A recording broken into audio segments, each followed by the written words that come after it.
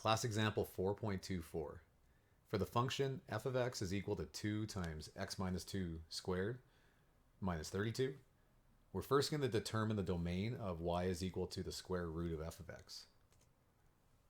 So again, let's remember that y is equal to the square root of f of x is only defined where f of x is greater than or equal to 0. In other words, where our y values are greater than or equal to 0. Now, in this example, we're going to handle it a little bit different. And the reason for it is because of the x squared term. If you expanded all this, we'd have a quadratic. And if we just said, okay, where is 2 times x minus 2 squared minus 32 greater than or equal to 0, we end up, it ends up being a bit of a difficult inequality to solve. And that's because of taking the square root at some point.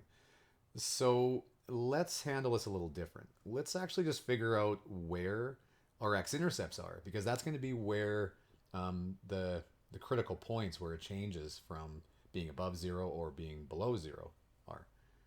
So let's actually just set 2 times x minus 2 squared is equal to 32. Let's set it right equal to 0 and then figure out from there, once we find our x-intercepts, where our graph is above 0 and where our graph is below 0. So maybe you'll see what I mean here. So if we solve this, first you would add 32 to both sides. Next you would divide by 2. Take the square root of both sides. Remember, we get a positive and a negative version from taking the square root. So we've really got x is equal to negative 4 plus 2 and x is equal to 4 plus 2. So that would be x is equal to negative 2 and x is equal to 6. So 2 solutions there.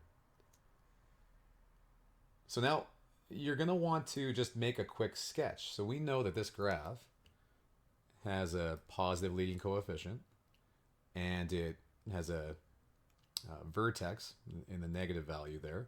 So this is going to be a parabola that opens up.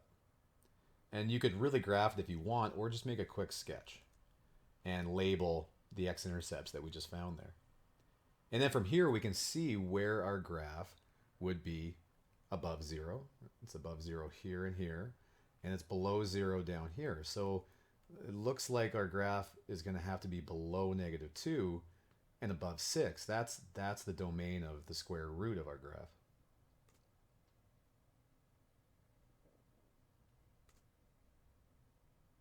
Next, let's determine the coordinates of the invariant points in the transformation to y is equal to the square root of f of x. Where applicable, provide coordinates as exact values.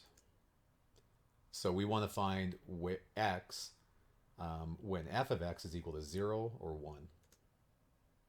And we've already solved for f of x is equal to 0. That was where we found our x-intercepts from above. So let's just solve when y, or when f of x is equal to 1. So we would add 32 to both sides to give us 33 now. Divide both sides by 2.